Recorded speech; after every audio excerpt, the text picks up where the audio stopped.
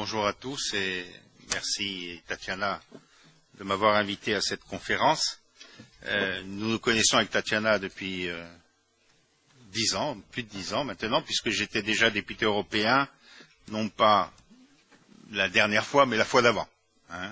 Et nous siégeons déjà dans le même groupe avec Tatiana et nous avons soulevé à plusieurs reprises la question des droits des communautés linguistiques russophones dans un certain nombre de pays, et notamment la Lettonie, dont elle est l'élue ici au Parlement européen. Cette question est une question à la fois simple et compliquée, comme toutes les questions politiques.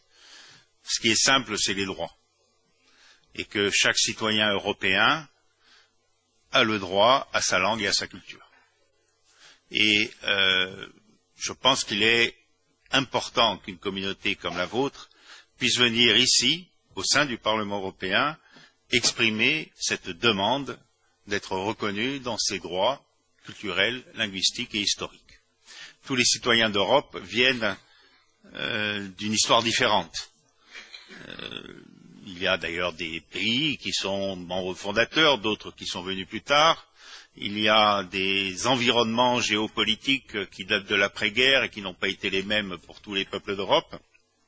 Et donc, nous venons avec chacun notre bagage historique. Dans ce bagage, il y a très certainement l'État membre dont nous faisons partie. L'histoire nous a amenés, nous, Corses, à être membres de l'État français depuis 2 siècles et demi. Mais la Corse existait avant que la Corse soit française. Et donc, dans notre bagage, il y a aussi ce fond culturel, ce fond politique, ce fond identitaire qui est le peuple corse. Et l'Europe doit être inclusive de toutes ces réalités, de tous ces citoyens, de tous ces peuples, de toutes ces communautés linguistiques, car c'est la diversité qui fait la nature de l'Europe et la volonté de préserver la diversité de l'Europe est originale sur notre continent. Mesurons que le continent nord-américain, par exemple, ou le continent chinois, qui sont les grands concurrents du continent européen, ont aucune ou très peu de diversité linguistique et culturelle. En tous les cas, rien de comparable avec ce que fait l'Europe aujourd'hui. Et moi, je suis persuadé qu'en termes de création culturelle, en termes de création même de valeur économique, parce que derrière la création culturelle, il y a de la valeur économique, aussi en termes de capacité d'échange et de coopération avec le reste du monde. Il y a beaucoup de francophones en Afrique, il y a des russophones en Europe, c'est un atout pour coopérer avec le monde russophone qui est en dehors de l'Europe. Je pense que pour toutes ces raisons, la diversité linguistique et culturelle de l'Europe est une véritable richesse dans l'avenir économique qui s'ouvre devant nous et qui est un avenir économique, on le sait, qui va mettre en concurrence des continents, d'une façon générale, unifiés politiquement, soit parce qu'ils sont eux-mêmes un pays comme la Chine, qui est un continent à lui tout seul, soit parce qu'ils sont, comme nous le sommes en Europe, une union d'États, une union de nations qui s'est regroupée pour peser sur la scène économique mondiale. Donc, les droits du citoyen et les droits des communautés linguistiques, des peuples et des communautés historiques de l'Europe sont indissociables de la démocratie européenne. Et malheureusement, je peux en parler pour la France par rapport à la Corse, nous n'avons pas tous en Europe le même niveau de droit selon l'État membre dont on fait partie. Il y a des États membres où, par exemple, l'État britannique, où une langue comme la langue galloise est une langue officielle, au même titre que l'anglais. Cela nous a interdit en Corse. Et cela provoque une situation de minorisation de notre culture native, et cette minorisation est inacceptable, car il n'y a pas une culture, une histoire européenne qui vaille plus qu'une autre, et donc nous nous battons pour la reconnaissance de la langue et de la culture corse. Et c'est pour ça que je fais partie, comme Tatiana, de l'Alliance libre européenne, car le fondement de cette démarche politique qui nous regroupe tous, c'est de refuser l'assimilation, la disparition d'une entité culturelle à laquelle nous sommes évidemment très attachés puisque c'est la nôtre. Et fort de cette évidence, il est clair que nous ne pouvons que refuser le rouleau compresseur d'un État comme l'État jacobin français qui est un État qui veut faire disparaître toute différence, en Corse, en Alsace, où, vous le savez, la culture germanique est très présente, ou en Bretagne, où il y a aussi une minorité culturelle ancienne, etc. Donc voilà un peu les principes qui sont les nôtres. Donc sur les principes, les choses sont simples. Quand on rentre sur le terrain politique, évidemment, c'est plus compliqué. Alors il y a plusieurs choses qui peuvent compliquer. Il n'y a pas que la situation des russophones qui est compliquée. Bon.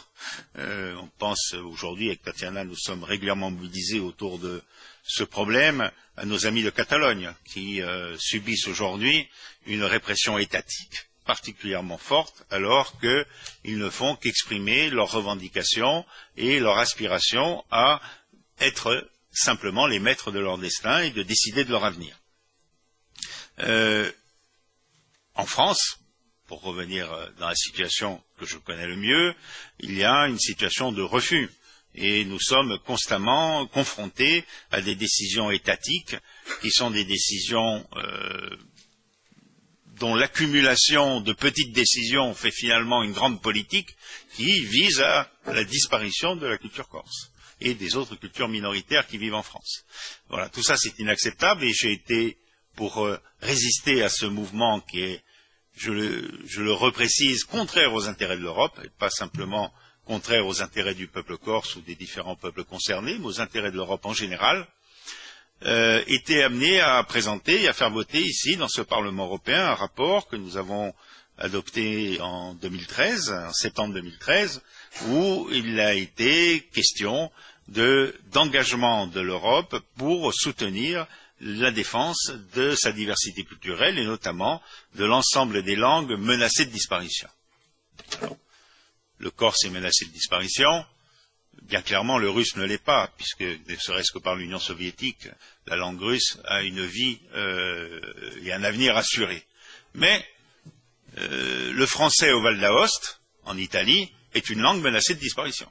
C'est-à-dire que chaque langue doit être capable d'être vivante sur le territoire où elle est enracinée, et le territoire où elle est enracinée, pour le français par exemple, n'est pas limité à l'Hexagone. Elle est enracinée au Québec. Et au Québec, il faut des politiques linguistiques suffisamment fortes pour que le français puisse résister à la pression dominante de la langue anglaise, qui est celle du continent nord-américain. Donc, ces questions-là sont des questions qui sont très sensibles parce que ça parle de l'âme des peuples. Ça ne parle pas simplement d'intérêt économique, ça ne parle pas simplement d'intérêt politique, mais ça parle de quelque chose qui est beaucoup plus essentiel, d'une substance humaine extrêmement forte, et l'Europe doit être capable de générer par-delà les États, puisque les États se sont formés le plus souvent dans la négation de la diversité des populations de leur territoire. Donc l'Europe doit générer une politique qui soit capable de dépasser les États qui restent dans les schémas du XIXe siècle. La diversité de l'Europe, si on se projette dans le XXIe siècle, se pose en termes radicalement différents. Et je pense que sortir des schémas du XIXe siècle, rentrer dans un continent moderne, démocratique, pluriel, respectueux de sa diversité, c'est un vrai challenge de société. C'est quelque chose qui va être déterminant sur la capacité qu'aura l'Union européenne à se définir comme une entité porteuse d'avenir, de progrès et de respect pour tous les citoyens et pour tous les peuples qui la composent. Voilà, c'est un peu le défi que nous relevons. Je pense qu'ici au Parlement européen, nous sommes tout à fait qualifiés pour essayer de le relever. Nous essayons, quelques parlementaires, évidemment à chaque mandature, nous le faisons sans faiblir, de reposer ces questions-là avec force. Nous le ferons nouveau dans le cadre de l'intergroupe où des parlementaires de tous les groupes ou presque sont présents pour revenir autour d'initiatives de pétitions qui ont été prises et qu'il faut faire transposer maintenant sur le terrain législatif et sur le terrain des règlements européens. Nous allons continuer à nous battre et c'est un combat que l'on mène à la fois sur son territoire pour défendre son identité et dans les instances européennes pour faire en sorte qu'elles génèrent des politiques et des institutions qui soient conformes aux intérêts de nos peuples.